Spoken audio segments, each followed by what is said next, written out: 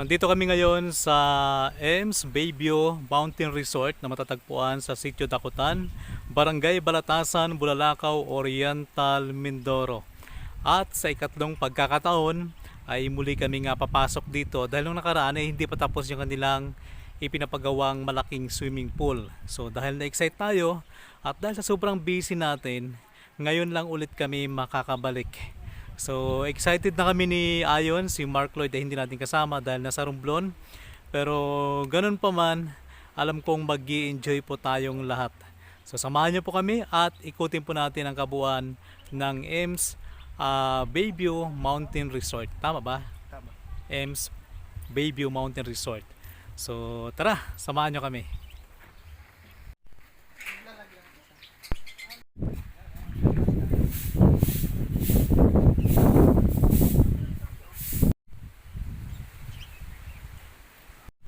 Yan, dito na kami sa loob at katatapos na ngayon ng ulan.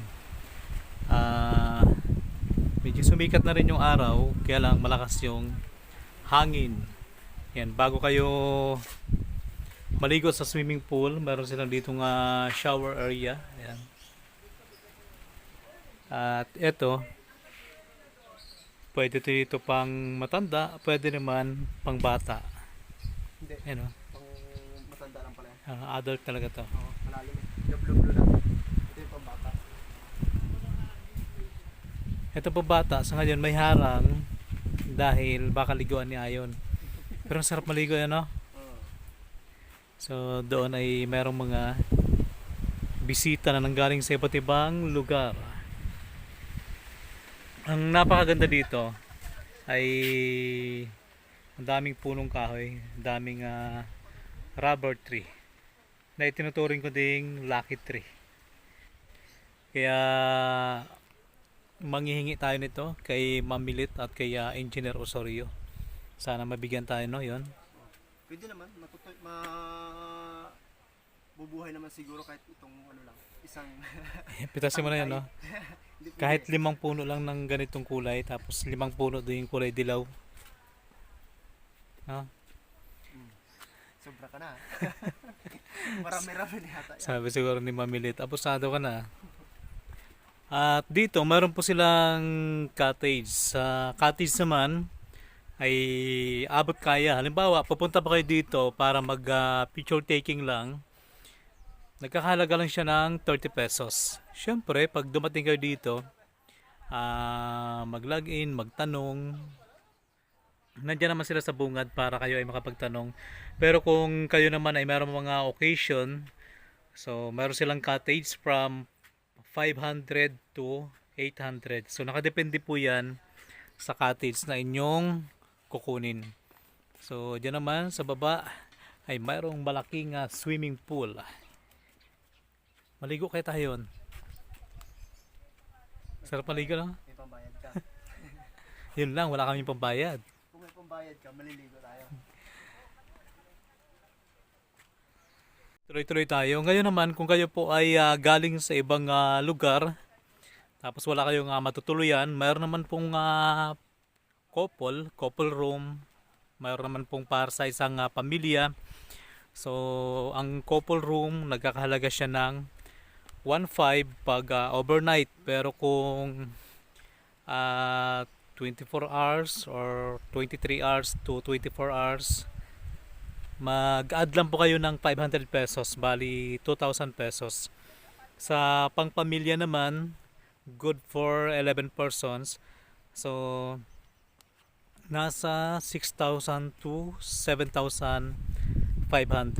Depende naman po siguro yan sa pag-uusap nyo. Mabait naman yung may-ari. Shout out kay Kat at kay Jeff. Ayan. So dito, para makita nyo ang overview mula dito sa itaas hanggang dyan po sa ibaba, ay pwede kayong umakyat. Akyat kami ni Ayon.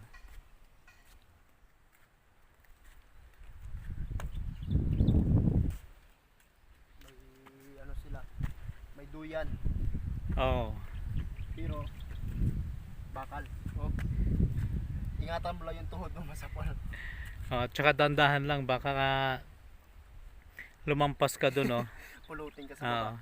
Kaya nga sa may mga kasamang mga bata, patnubay po ng magulang ang kailangan. So ayun, umambo na naman.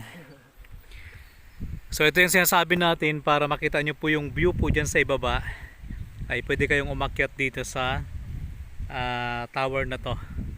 Pero mamaya ay mayroon pa tayong aakyatan na mas mataas at kitang kita po lahat. Yan po nakikita nyo, yan po yung bayan ng Bulalakaw, Oriental, Mindoro. Ayan naman po yung Roro Port. So ito namang nakikita nyo na yan na mayroon pong parang 100 island. Parang nasa Pangasinan lang.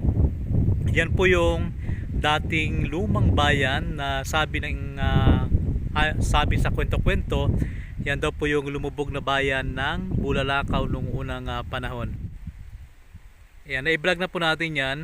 Hanapin nyo lang po sa Mindoro Viners TV YouTube channel. At maging dito po sa ating FB page ay meron din po tayong video nyan.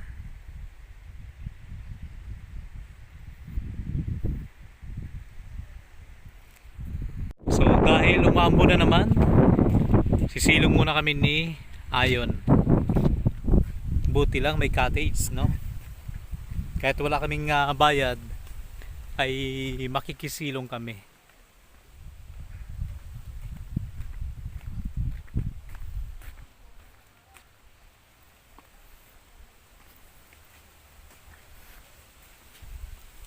Sorry po kasi. Thank you. So ilan sa mga bawal pag nandito kayo ay bawal magsuot ng sapatos sa swimming pool. Ba't ka nga magsasapatos? Dahil maliligo ka naman. Oo. So dapat ay tanggalin agad. At bawal din yung pagdadala ng mga hayop katulad ng aso, pusa doon sa loob ng swimming pool. Kasi syempre, iniwasan natin yan na madumihan. So yun, mainit na. Samantalay natin yung pagkakataon. Iikot namin kayo sa kanilang swimming pool. Ang lalim nito ay hulaan ko 4 feet. Mali. Yan. Mali. Bakit?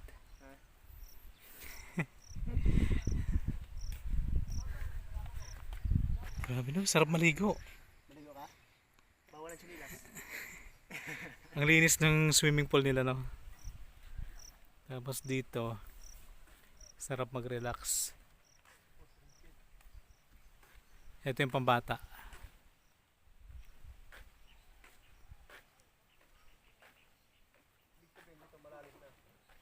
Oo. Lampas na sa atin yan. Blue-blue na yun. Marami kayong isda dyan. Ganda dito, no? Tapos kitang-kita yung view doon sa ibaba. Galing. So, ang cottage nila, 1, 2, 3, 4, 5. 5 cottage. So, doon sa taas, pwede kayong magpa-picture dahil meron silang puso na malaki.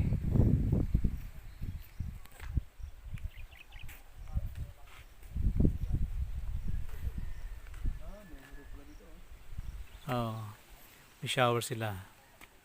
Sige ngayon, pindutin mo ngayon.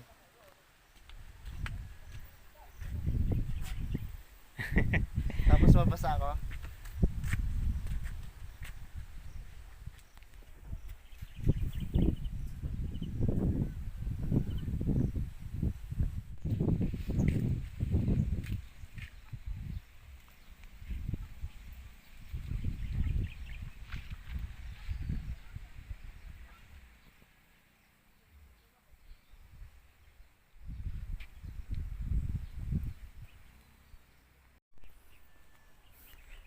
Saan tayo yan?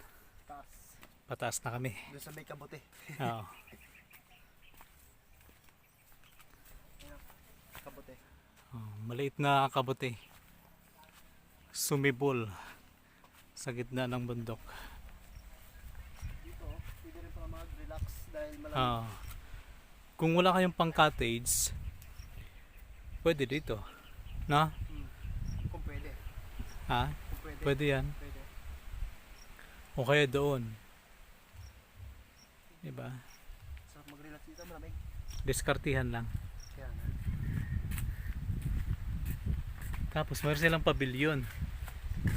At saka kung mahilig kayo magluto-luto, kung kayo ay isang food vlogger, so pwede naman kayo magluto-luto dito. May mga gulay sila. Bayaran nyo lang. Oo. Yan.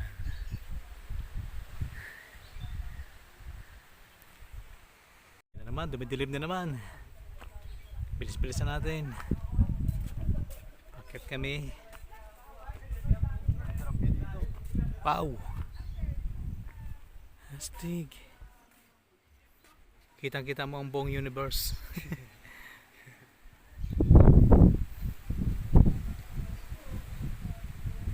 Galing na.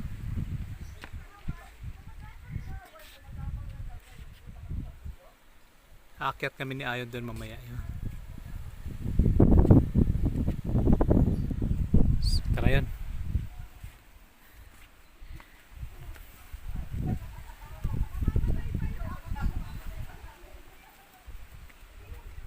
Itong si panahon, nung nasa Mansalay tayo, patsimpo-tsimpo na rin tayo. Ngayon na naman ganun din. Wow!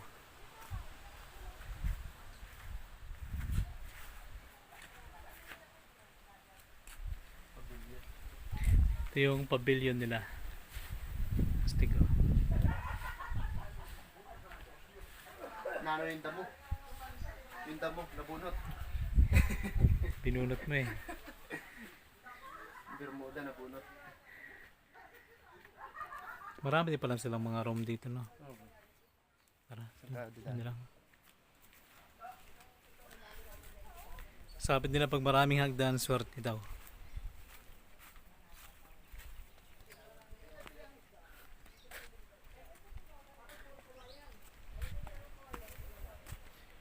Dito kung may kapuso ka, pwede ka dito. So Oo. kung kapamilya ka, hindi ka pwede dito. Kaya nga. Kapuso. Astig oh. Perfect yung view. Pupunta tayo ng taas para makaakyat tayo sa Torre.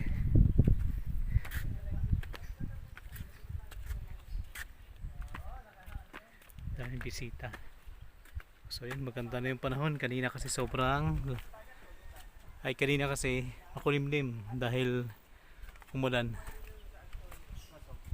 Masakit lang yung init. Oo. Dito yun oh.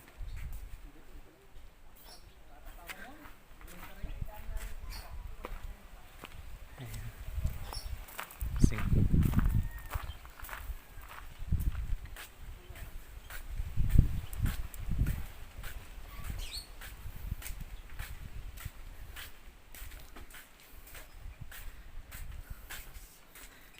Yeah.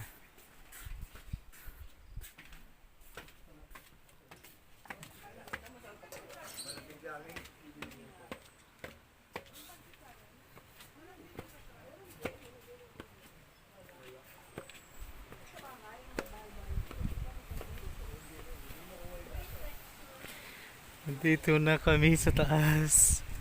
Ayan. Nakalimutan natin kanina kung gusto pala nilang magmerienda dito or kumain. Meron dito mga pagkain, pwede magpaluto dito. Kaya walang problema. Pero amazing, ganda talaga ng view. So nandito na tayo sa pinakamataas. Yun yung pavilion. Yun naman yung swimming pool na malaki. At doon meron pang isang swimming pool. At yan po yung overview ng bayan ng Bulalakaw.